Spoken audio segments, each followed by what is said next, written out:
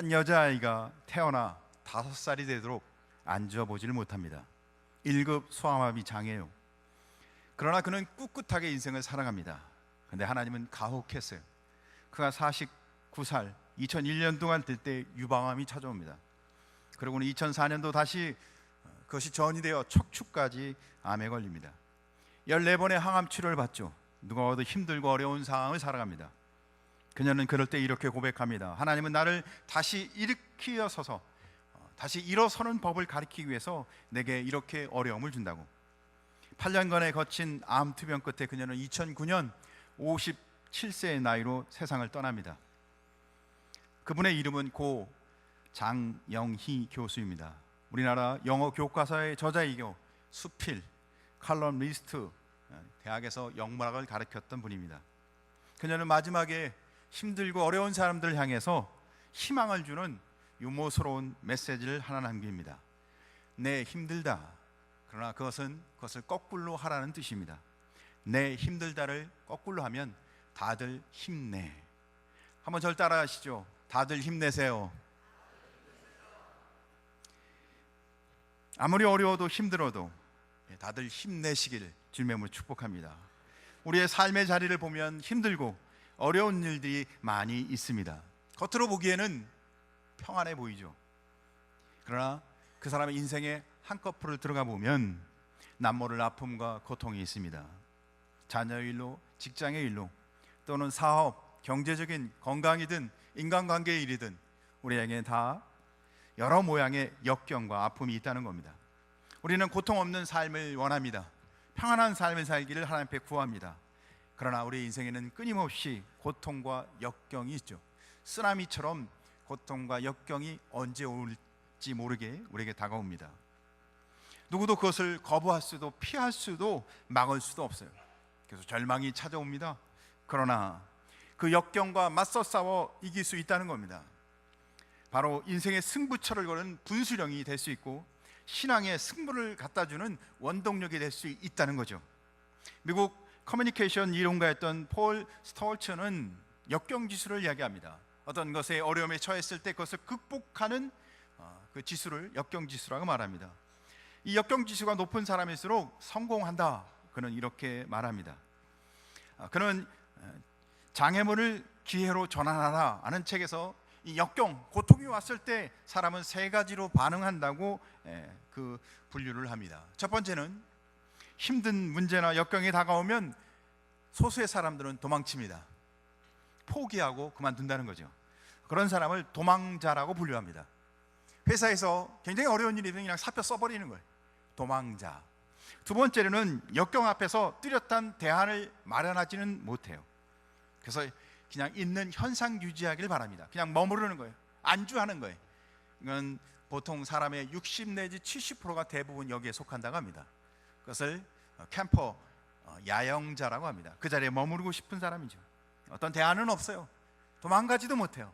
그러나 그 자리에 있는 거예요. 그냥 적당하게. 그런 사람을 야영자라고 분류합니다. 세 번째는 시련이 다가오고 고통이 다가올 때 자신이 갖고 있는 모든 능력과 지혜를 동원하여 그것을 정복하고 이기려고 하는 최선을 다하는 사람, 그 사람을 등반가라고 분류합니다. 여러분은 역경 앞에서 절망이 찾아왔을 때 어떤 태도를 보이고 있습니까? 도망자이십니까? 아니면 야영자세요? 아니면 등반가이십니까? 오늘 성경 본문은 자기에게 찾아온 역경과 고난 속에서 당당하게 역경을 이겨내 나가는 한 사람이 있습니다. 인생의 밑바닥, 너무너무 고통스러워서 살 소망이 없는 상황 가운데서 그는 도리어 그것을 극복해 나가는 모습을 보여주는 한 사람인데, 그는 사도 바울이죠. 그가 처해 있는 상황을 보면 정말 극한 상황인 것을 볼 수 있습니다. 오늘 성경 8절과 9절을 보면 그의 극한 상황을 보여주고 있습니다. 형제들아, 우리가 아시아에서 당한 환난을 너희가 모르기를 원하지 아니하노니 힘에 겹도록 심한 고난을 당하여 살 소망까지 끊어지고 우리는 우리 자신이 사형 선고를 받은 줄 알았으니. 그가 아시아에서 큰 고난을 당했는데 그 고난이 힘에 겹도록 심한 고난, 살 소망이 떨어진 고난, 결국 사형 선고를 받았다고 얘기합니다. 얼마나 극한 고난인지를 말하고 있습니다. 우리 어거스틴을 알고 계시죠? 그의 불후의 명저 하나님의 도성에는 이 고난에 어떻게 사람을 대처해야 하는지를 이야기합니다. 고통은 동일하나 고통 당하는 사람은 동일하지 않습니다. 어리석은 사람은 똑같은 고통을 당하면서 하나님을 비방하고 모독하지만, 선한 사람은 그 고통 속에서 하나님을 찾으며 하나님을 찬양합니다. 어떤 사람이 어떤 고통을 당하느냐가 문제가 아닙니다. 그 고통을 어떻게 당하느냐가 문제인 것입니다. 사도 바울은 고통과 절망 가운데서 어떻게 해야 하는지를 우리에게 보여주고 있습니다. 오늘 성경 본문을 통해서 그 은혜를 나눔으로 우리도 도리어 고통이 희망의 시작이 되길 주님의 이름으로 축복합니다. 첫째, 절망은 하나님을 만나는 광야 학교입니다. 사도 바울은 지금 복음을 전하다가 극심한 환난에 직면합니다. 자기가 감당할 수 없을 만큼의 큰 고난이라는 것입니다. 그래서 그는 살 소망이 끊겼다고 이야기합니다. 그래서 사형 선고라고 얘기하는 거예요. 얼마나 고통스러웠는지. 이보다 더 큰 절망이 없다는 거죠. 우리가 이러면 고난 가운데 직면한다면 우리는 어떻게 할까요? 이젠 죽었구나. 그러나 바울은 그렇게 목숨이 위태한 역경과 상황 속에서 그가 극복해 나갑니다. 고린도후서 11장 23절에 보면 그가 당한 고통에 대해서 이야기합니다. 옥에 수없이 갇히고 매를 40에 하나를 감한 태장을 5번을 맞고 돌에 맞아 죽을 뻔하고 타고 가던 배가 파손하여 침몰 직전에 이르고 강의 위험, 강도의 위험, 배고픔, 잠을 못 잠, 수많은 고통과 고난을 당합니다. 이렇게 많은 고난과 역경을 당하면 여러분은 어떻게 극복하시겠습니까? 대부분은 절망이 찾아오죠. 생사를 오가는 인생의 갈림길에 흔들릴 수밖에 없는 게 인생입니다. 그런데 왜 하나님은 바울에게, 그것도 복음 전도를 사명을 감당하는 주의 일을 감당하는 바울에게 이 사형 선고 같은 절망적인 인생으로 그를 흔들어 놓았을까요? 그 해답은 오늘 성경 읽은 본문 9절에 기록되어 있습니다. 화면을 보시고 9절을 한번 같이 읽어보겠습니다. 시작. 이는 우리로 자기를 의지하지 말고 오직 죽은 자 가운데서 하나님만 의지하게 하심이라. 할렐루야. 이렇게 고난을 바울에게 주신, 절망적인 상황으로 바울에게 인도하셨던 하나님의 이유는 첫째, 자신을 의지하지 말라는 겁니다. 사랑하는 성도 여러분, 나를 의지하지 말고 하나님만 의지하시길 주의 이름으로 축복합니다. 그런데 이게 훈련이라는 거예요. 계속 지속적으로 이 일을 하라는 겁니다. 우리는 끊임없이 순간순간마다 기회가 되면 자기를 의지하며 살아갑니다. 그런데 바울에게 이 고난과 역경을 줌으로 인해서 끊임없이 훈련을 시켰던 거예요. 누구만 의지하게요? 하나님만 의지하도록. 때때로 우리는 하나님의 책망과 징계를 받습니다. 고난이 있다는 거죠. 역경이 있다는 거예요. 아픔이 있다는 겁니다. 그때마다 하나님 우리를 낮추셔서 하나님의 특별 학교에 우리가 입학하는 겁니다. 하나님을 경배하고 하나님만 찾도록. 성도는 형통하면, 무슨 일이 잘 되면 내가 참 능력이 있네, 내가 괜찮은 거 하나님 같아, 자기를 의지하기가 너무 쉽습니다. 그렇게 볼 때 바울은 혈통이 아주 좋은 사람입니다. 가문이 좋은 사람이죠. 신분이 탁월한 사람이에요. 지혜로운 사람이었어요. 능력도 있었어요. 자기를 의지할 만한 충분한 조건을 갖춘 사람이 바울이었습니다. 하나님은 그에게 자기 힘으로 어쩔 수 없는 극한 상황을 허락하셔서 자기를 의지하지 않고 하나님만 의지하게 하셨던 겁니다. 여러분, 인생의 고난이 오고 인생의 쓰나미 같은 아픔이 찾아왔을 때 믿음과 신앙으로 고백하시기 바랍니다. 하나님이 나를 이제 은혜의 학교에 입학하게 하셨구나. 내가 주님만 의지하도록 나를 하나님이 은혜의 자리로 인도해 가시는구나. 할렐루야. 성도에게 주어진 극한 상황은 오직 성도로 하여금 주님만 의지하게 하시는 하나님이 만드신 학교인 것입니다.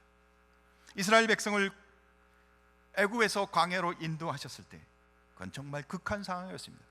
애굽은 먹을 것이, 삶의 터전이, 그들이 삶이 보장된 곳이었어요. 거기서 그들은 그 모든 걸 내려놓고 광야로 갑니다. 광야는 먹을 것이 없습니다. 물이 없어요. 그뿐만 아니라 독사가 있고요, 전갈이 있고요, 낮에는 너무 뜨거운 태양이 있고 밤에는 너무 추운 추위가 있었습니다. 그뿐만인가요? 그 주변에는 그들을 위협하는 이방 민족들이 있었습니다.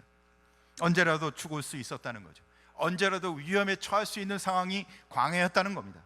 어쩌면 우리의 인생이 광야일 수도 있습니다. 그런데 왜 하나님은 이런 극한 상으로 인도했을까요? 그 광야에서 하나님만 의지하게 하셨던 겁니다. 광야 학교였던 거죠. 그들이 430년 동안 애굽에 있었다가 그들이 일주일 아니면 2주일만이면 갈 수 있는 가나안 약속의 땅을 갈 수 있는 상황이었어요. 그러나 그들이 아무 고생도 없이 일주일 아니면 2주일 만에 약속의 땅에 갔다면, 그 40년이란 광야 학교를 거치지 않고 갔다면 그들이 어떻게 됐을까요? 신명기 8장 2절에 기록하고 있습니다. 같이 한번 읽겠습니다. 시작. 내 하나님 여호와께서 이 40년 동안에 내게 광야 길을 걷게 하신 것을 기억하라. 이는 너를 낮추게, 너를 시험하사 내 마음이 어떠한지 그 명령을 지키는지 지키지 않는지 알려 하심이라. 뭐라고 얘기하세요? 두 가지를, 광야 40년을 통해 두 가지를 훈련시키셨다는 거예요. 첫째는 너를 낮추시고 우리를 겸손하게 하셨다는 겁니다. 두 번째는 하나님을 정말 참으로 섬기는지, 정말 믿음으로 하나님 앞에 나와 있는지 확인하고자 했다는 겁니다. 우리가 겉모습을 봤을 때 저 사람이 진짜 하나님을 믿는지 잘 검증이 안 됩니다. 근데 뭘로 검증하셨다고요? 고난과 역경을 통해 정말 하나님을 의지하는지. 광야 40년 동안 그래서 믿음이 없는 자가 믿음이 있는 사람들을 분별해내야 하잖아요. 교회에 고난이 왔을 때 정말 믿음을 갖고 교회를 사랑하며 주를 위해 사는 사람과 아닌 사람이 구별되어지는 것처럼, 이스라엘 백성이 만약에 그런 40년의 광야 학교를 거치지 않고 가나안을 들어갔다면, 가나안에 들어가서 그들이 배불리 먹고 좋은 집에 살고 소유가 풍족해지고 어려움이 없었다면 그들이 정말 교만하지 않고 하나님을 의지했을까요? 그들이 광야 40년을 거쳤음에도 불구하고 그들이 하나님을 잊어버리지 않습니까? 광야 40년의 여정은 그들의 교만을 꺾는 시간이었습니다. 자신의 힘, 자신의 능력으로 가나안을 가지 않고 그것은 하나님의 약속한 땅, 하나님이 주신 것을 더 기억하게 하셨던 겁니다. 430년 동안 종노릇하다 한 달 만에 아무런 일도 없이 그들이 젖과 꿀이 흐르는 가나안 땅에 갔다면 그들은 처음부터 하나님을 부인했을 겁니다. 여러분은 어떻을 것 같습니까? 여러분에게 하나님이 그냥 복을 마음껏 끊임없이 복만 주신다면 날마다 할렐루야, 하나님 감사합니다, 이렇게 큰 축복을 주셨으니 내가 내 마음, 내 뜻, 내 힘, 내 생명을 다하여 평생 주만을 위해 헌신하겠습니다, 고백하시겠습니까? 사실은 고백하는 자도 있습니다. 눈물을 흘리며. 그러나 고백한 대로 사는 사람은 적습니다. 많은 사람들은 주를 위해 산다고 말은 합니다. 내가 주를 위해 헌신하겠다고 고백합니다. 예수를 믿는다고 말하죠. 그러나 자기의 고백대로 살아가는 사람은 별로 없습니다. 우리 자신의 모습을 한번 스스로 점검해 주시기 바랍니다. 우리들은 삶이 힘들고 어려울 때 주님 앞에 엎드려 주님 앞에 그것을 해결해 달라고 기도합니다. 그러면서 우리는 자신의 교만함을 내려놓죠. 주님이 이 일을 해결해 주셔야 한다고 우리는 낮아집니다. 그러나 먹고 살만하고 자식들은 잘 되고 경제적으로는 부유해져서 통장에 잔고가 점점 쌓이고, 그러면 어떻게 합니까? 하나님이 내게 은혜를 주셨구나, 내가 더 감사하고, 내가 하나님 앞에 더 겸손해지고, 내가 하나님 앞에 더 헌신하고, 내가 하나님 앞에 더 충성스러운 삶을 살겠다, 이런 고백이 터지시나요? 아니면 기도의 자리가 점점 멀어지시고,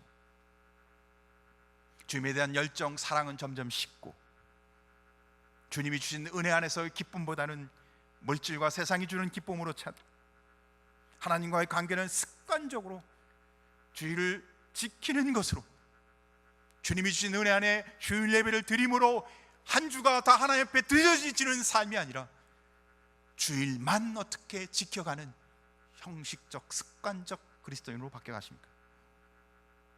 사랑하는 성도 여러분, 우리를 가만두면 어떻게 되는지 너무 잘 아시는 주님이 우리에게 때때로 광야 같은 시험과 고통을 허락하십니다.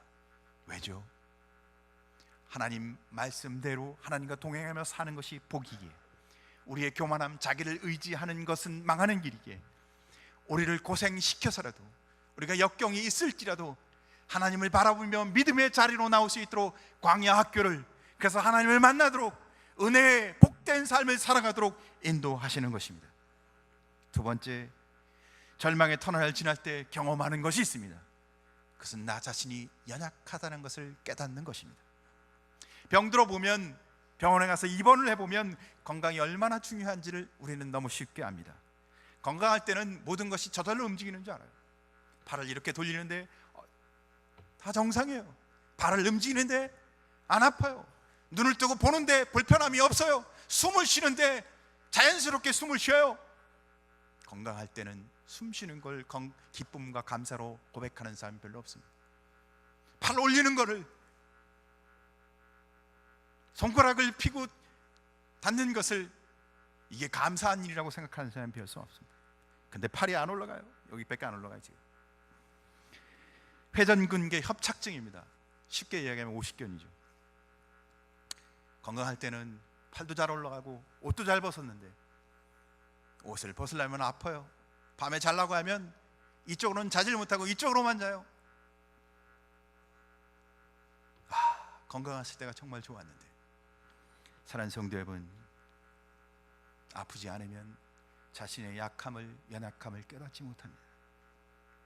고통은 우리에게 나의 연약함을 알게 하는 나를 훈련시키는 귀한 시간인 것입니다.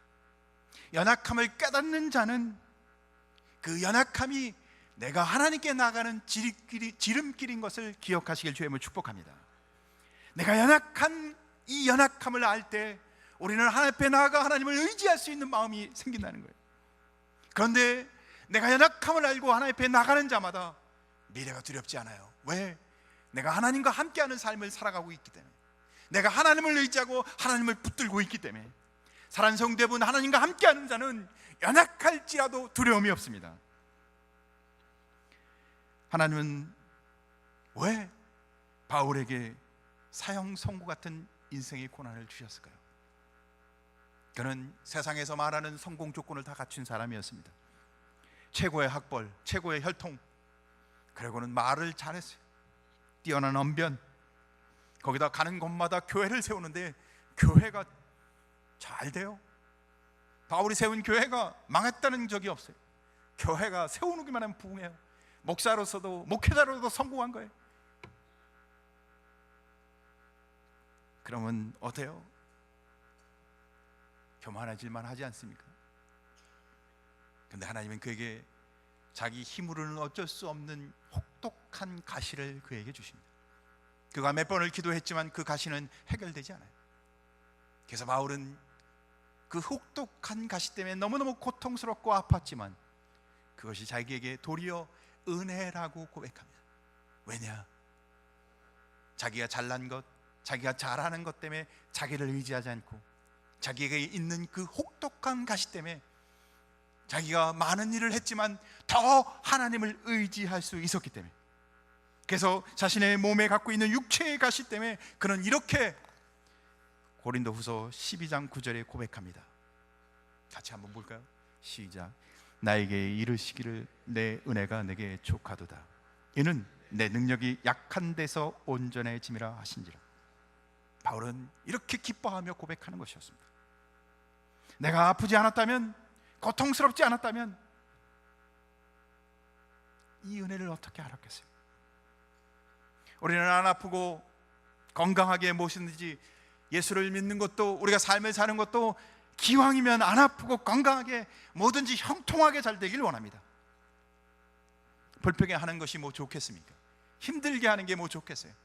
이왕 사는 삶 기쁘고 행복하고, 이왕 신앙생활하는 것 은혜가 넘치고 감사하고, 우리는 그렇게 평안하고 기쁨이 넘치고 잘 되고 형통한 것을 좋아합니다. 근데 바울은 깨달았어요. 자신이 무슨 일이 자신이 하는 것으로 인해 형통해지고 강해지고 하면은 자신만 드러나고 하나님은 드러나지 않는다는 사실을, 자신이 한 일이 자신의 능력으로 인해서 잘 되면 자기 이름이 드러나는 거예요. 하나님의 영광은 드러나지 않고요. 그러나 반대로 주의 일을 하는데 자기는 연약해서 주님을 의지하고 주님을 바라보고 주님 앞에 매달려 하면 거기는 주님의 영광이 임하는 참된 그리스도의 삶이 되는 것이었습니다. 바울은 그것을 깨달았기에 자기가 주의 일을 많이 했지만 고통 중에 그에게 해결되지 않는 가시 가운데서 도리어 그렇게 고백했던 것입니다. 내가 약할 그때의 강함이라. 사랑하는 성도 여러분, 인생의 고난과 역경이 오는 것을 두려워하지 마시고 하나님 말씀대로 살지 못하는, 주의 뜻대로 살지 못하는 것을 두려워하시며 약할 때 강함이라고 고백하는 주님을 의지하는 성도 되시길 주의 이름으로 축복합니다. 우리 인생이 흔들리는 그 순간 나의 교만, 자기를 의지하는 것은 깨어지고 바로 하나님을 바라보는 훈련하는 시간인 것입니다. 우리가 역경에 흔들리고 있을 때 우리는 더 주님을 의지하는 특별한 시간을 갖고 있는 것입니다. 흔들리는 시간은 저주나 심판이 아니고, 내가 고통받고 있는 시간은 내가 이제 망하는 것이 아니고 하나님을 의지하도록, 그래서 내게 축복을 받게 하시는 하나님의 계획인 것입니다. 고난은 하나님의 변장된 축복이란 말이 있지 않습니까? 낙타 한 마리가 있습니다. 주인이 낙타를 끌고 가는데 이 낙타가 큰 웅덩이에 빠졌는데 그 웅덩이에 진흙탕이었어요. 사람들이 여러 달려들어서 낙타를 구해내고자 하고 낙타도 발버둥을 칩니다. 그런데 그럴수록 더 깊이 빠지고는 건져낼 수가 없어요. 헛수고했어요. 그래서 그 마을에 지혜로운 스승이 있었는데 그분을 찾아갑니다. 낙타가 빠졌는데 어떻게 하면 좋을까요? 그는 아무 말 없이 현장을 와서 자세히 살펴봅니다. 그러고는 삽을 하나 가져와서 옆에 있는 흙을 파서 그 우덩이에 막 던지는 거예요. 이 주인이 왜 못 건지는 낙타를 그냥 두기나 하시지 왜 묻어버리려고 하느냐고, 그만두라고 막 말립니다. 그럼에도 불구하고 계속해서 흙을 파요.